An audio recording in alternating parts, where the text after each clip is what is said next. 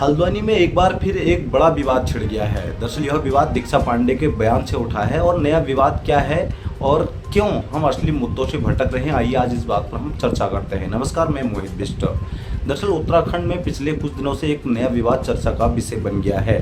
इस विवाद के केंद्र में है दीक्षा पांडे, वही युवती जिसने कुछ समय पहले अपने ससुराल पक्ष पर गंभीर आरोप लगाए थे और हल्द्वानी के बुद्ध पार्क में धरना देकर न्याय की मांग की थी।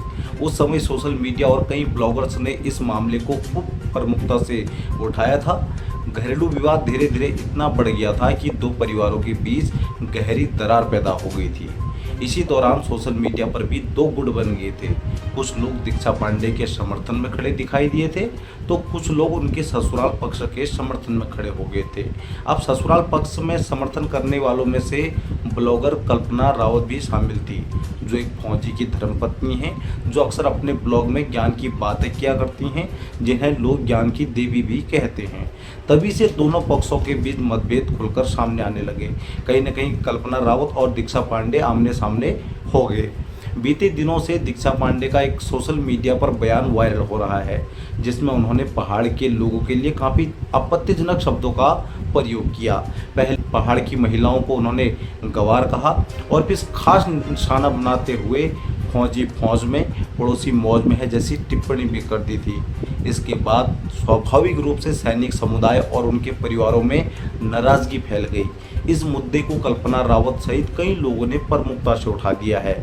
31 मई को पहाड़ आर्मी संगठन ने हल्द्वानी कोतवाली में दीक्षा पांडे के खिलाफ तहरीर भी दे दी है।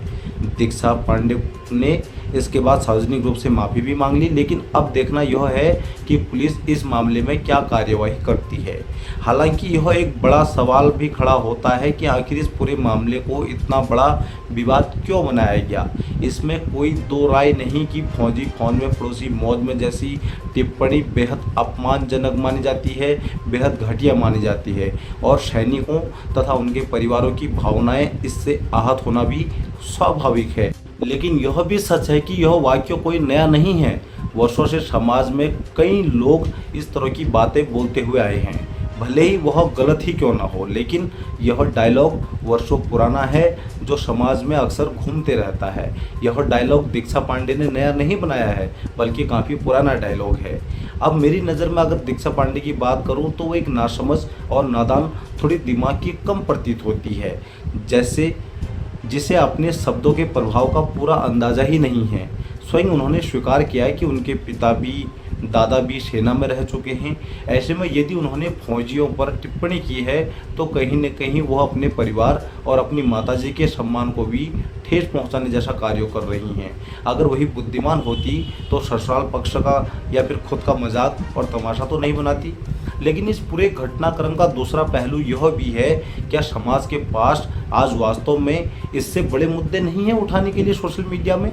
देश में नीट परीक्षा पेपर लीक जैसे गंभीर मामले सामने आते हैं। उत्तराखंड में भर्ती परीक्षाओं के पेपर लीक हुए हैं, जिनकी सीबीआई जांच की स्थिति तक आज तक आम जनता को स्पष्ट पता ही नहीं है कि कहां तक पहुंची है। अभी हाल के दिनों में ही रामनगर सल्ट मोहन स्थित IMPCL जैसी महत्वपूर्ण कंपनी के निजीकरण से सैकड़ों लोगों का रोजगार प्रभावित हो रहा है।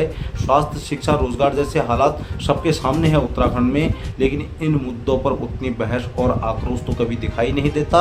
लेकिन आज सोशल मीडिया का एक बड़ा हिस्सा ऐसे विवादों में उलझा हुआ है जिनसे समाज का कोई वास्तविक भला होने वाला है ही नहीं, ना ही कोई लेना देना है। किसी व्यक्ति की गलती पर आलोचना होनी चाहिए, बिल्कुल होनी चाहिए। कानून भी अपना काम करे, उसमें जो गलत है उसको कानूनी तौर से सजा मिले।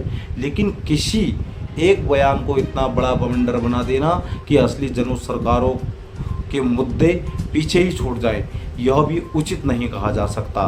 समाज को यह तय करना होगा कि उसे क्षणिक सोशल मीडिया विवादों में उलझना है या फिर बेरोजगारी, शिक्षा, भ्रष्टाचार, भर्ती घोटाले और जनहित के मुद्दों पर भी गंभीर चर्चा करनी चाहिए, क्योंकि अंततः इन्हीं मुद्दों का असर आम जनता के जीवन पर पड़ता है, न कि सोशल मीडिया की क्षणिक सनसनी का हर कोई कंटेंट।